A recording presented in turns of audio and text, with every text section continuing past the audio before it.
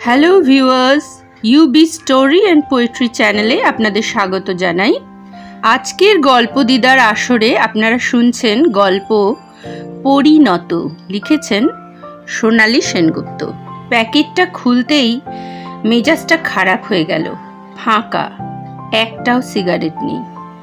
ব্র্যান্ডটা বিলিতি, অভ্যাসটা আরও বেশি বিলিতি, তাই নেই বরদাস্ত করা কষ্টকর। শীততাপ নিয়ন্ত্রিত ৮ তলার এই ঘরটাতে কাঁচের স্বচ্ছ আবরণ নেহাত কম নয়। ঘর দক্ষিণের, অথচ কাঁচের ধারে এসে দাঁড়ালে বিদ্যাসাগর সেতু দেখা যায়। এখানে একটা বারান্দা থাকলে বেশ হতো, যেমন বেশ ওর নামটা ফাল্গুন। কৃষ্ণচূড়া বলে এই ফাল্গুনে কেমন আগুন আগুন গন্ধ। ফাল্গুনের কিন্তু খারাপ লাগে না কথাটা, নিজের পৌরুষকে খুঁজে পায় যেন। কৃষ্ণচূড়া নিজেও তো আগুনে লাল রঙে আকাশ মাতিয়ে রাখে। কলেজ লাইফে বন্ধুরা ওদের নামের এই আশ্চর্য মিল নিয়ে মজা করত। আসলে ওদের আলাপের অছিলা তো এটাই ছিল। এই দামি ঘরের দামি চেয়ারে বসে ফাল্গুন মাঝে মাঝে ফিরে তাকায় বইকি। আমার মল্লিকা বনে যখন প্রথম ধরেছে কলি, আমার মল্লিকা বনে তোমারও লাগিয়া তখনই বন্ধু বেঁধেছিল অঞ্জলি, আমার মল্লিকা বনে, আমার মল্লিকা বনে।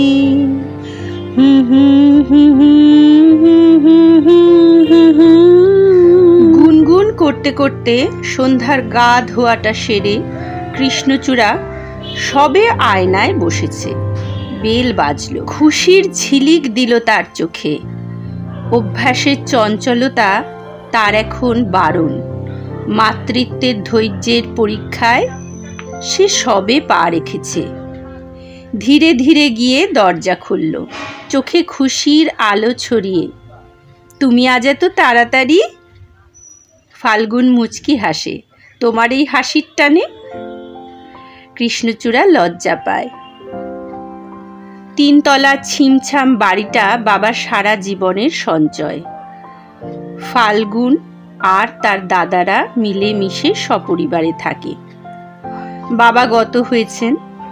কিছুদিন আগে পর্যন্ত ফাল্গুন বাড়ি ফিরলেই মায়ের গলা শোনা যেত, সোনাইলি। মায়ের মুখে এই ডাকটা যে ফাল্গুনের কি ভালোই না লাগে। শুধু এই ডাকটা শোনার জন্য জন্ম জন্ম সে এই মায়ের কোলেই আসতে চায়। বেশ কিছুদিন হলো মায়ের শরীরটা ভালো যাচ্ছে না, তাই ফাল্গুনই ছুটে আসে মায়ের ঘরে। চিরকেলে মা তার অভ্যস্ত হাত ফাল্গুনের মাথায় বুলিয়ে দিতে দিতে বলেন, তোকে কেমন রোগা লাগছে, কাজের চাপ কমা না রে। আজ কত তাড়াতাড়ি বাড়ি ফিরেছি দেখছো না, কোথায় কাজের চাপ। বড় বৌদি ঘরে ঢোকেন মায়ের খাবারটা নিয়ে, বলেন, তুমি ঘরে গিয়ে ফ্রেশ হও, আমি আছি মায়ের কাছে। তাড়াতাড়ি রাতের খাওয়া সেরে ঘরের আলো নিভল, কিন্তু নিশ্চিন্ত ঘুমে পার করার মতো রাত এটা নয়। কৃষ্ণচূড়ার পেটের ব্যথাটা বেড়েছে। সকাল থেকেই দিনটা কেমন অস্বস্তিকর। একটা ওষুধ কৃষ্ণচূড়াকে খাওয়াবার জন্য জল আনতে উঠেছে ফাল্গুন। এমন সময় দরজায় ঘা পড়ল। রাত 2টোর সময় কি হলো? অজানা আশঙ্কায় ফাল্গুনের বুক কেঁপে ওঠে। বরদা ফ্যাকাশে মুখে বলে, নিচে আয়। পাশের বাড়ির পরিচিত ডাক্তারটি মায়ের ঘর থেকে বেরিয়ে এলেন। বাড়ির বাকি সবাই উপস্থিত। ডাক্তার আশ্বাস দিলেন এই ধাক্কাটা সামলে নিয়েছেন, চিন্তার কিছু নেই। মায়ের বয়স হয়েছে, হাই ব্লাড প্রেশার, একবার অ্যাটাক হয়ে গেছে। প্রত্যেকেই খানিকটা মানসিকভাবে প্রস্তুত। ফাল্গুন কিন্তু কিছুতেই নিজের মনকে তৈরি করতে পারছে না। তার ভাবী সন্তানকে না দেখে মা কিছুতেই যেতে পারেন না। সকলে বেরিয়ে আসছিল ঘর থেকে। হঠাৎ ফাল্গুনের মনে হলো মা তাকে ডাকছেন, সোনা। দাদা বললেন, ঘুমের ইঞ্জেকশন দেওয়া হয়েছে, এখন আর কাছে যাস না। বারণ শোনার মতো মনের অবস্থা তখন ফাল্গুনের নেই। ছুটে গেল মায়ের ঘরে। পিছনে আর সবাই। স্তব্ধতা ভেঙে দাদা বললেন, এখন কোনো কথা বলো না, আমরা সবাই বাইরেই আছি, তুমি একটু ঘুমাবার চেষ্টা করো। মায়ের ক্ষীণ শান্ত গলার স্বর কারোর কান এড়ালো না। তোমরা সবাই শুতে যাও, সোনা থাক আমার কাছে।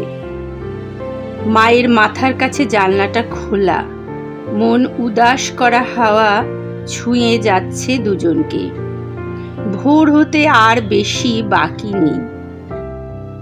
অনেক কথা আছে তোর সঙ্গে, থাক না মা, পরে হবে খন। পরে যদি আর সময় না পাই, তোর বাবা মারা যাবার সময় তোকে বলে যেতে বলেছিলেন। ফাল্গুনের বুক কেঁপে ওঠে। কি এমন কথা? আজ আমি তোকে একটা গল্প বলবো, খুব চেনা জানা গল্প, বহুবার বহু লোকের মুখে শোনা, বহু বইয়ের পাতায় পড়া, বহু সিনেমায় দেখা এক গল্প। ফাল্গুনের ছোটবেলায় বহু মূল্যবান সময় কেটেছে মায়ের মুখে গল্প শুনে।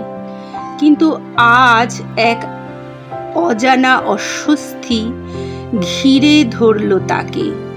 এত অসুস্থ মা এত কথার ঝাঁপি নিয়ে বসেছেন। ঘরের নৈশব্দ ভেঙে আবার মা বলতে শুরু করলেন, তখন আমরা কুমিল্লায় কালীগঞ্জে আমাদের বাড়ি ছিল। তোর বাবা ব্যবসা করে ভালো টাকা পয়সা করেছেন। তোর দাদা দিদিরা সব ছোট ছোট। সংসারের বাঁধা জীবনের দিন আমার ভালোই কাটছিল। সব ক্ষেত্রে মতের মিল না থাকলেও মনের মিল সব দূরত্বকে ভুলিয়ে দিয়েছিল। তোর বাবা কোনো কর্তব্যেরই অবহেলা করেননি কখনো। এক প্রকার সুখী দাম্পত্য জীবনের নিশ্চিন্ত গৃহকোণ। নিঃশ্বাস প্রশ্বাসের অবসর নিতে মা একটু থামলেন। হঠাৎ একদিন সেই নিশ্চিন্ত জীবনের অবসান ঘটিয়ে দেশে রায়ট বাঁধল না রাজনৈতিক কারণে বাঁধানো হলো ঠিক জানি না, কিন্তু সে যে কি ভয়ানক পরিস্থিতি কি বলবো। দুই ভিন্ন সম্প্রদায়ের মানুষ একে অন্যের রক্ত চায়। তোরা সেসব কথা বই পড়ে জেনেছিস, আর আমরা জেনেছি জীবন দিয়ে। শান্ত সুন্দর গ্রাম আমাদের। হঠাৎ তোর বাবার এক বন্ধু এসে বললেন, তোমরা গ্রামের সব মেয়েরা বাচ্চাদের নিয়ে নাট মন্দিরে জড়ো হও, আমরা পুরুষরা তার লোহার গেটে ঢাল হয়ে পাহারা দেব। অন্য সম্প্রদায়ের মানুষ পাশের গ্রাম অ্যাটাক করেছে, হয়তো এই গ্রামের পালা এবার। তোমরা পালাও পালাও পালাও। গল্পের পরবর্তী অংশ শোনার জন্য চ্যানেলের পাতায় চোখ রাখুন। Please like, share and subscribe my channel and don't forget to hit the bell icon.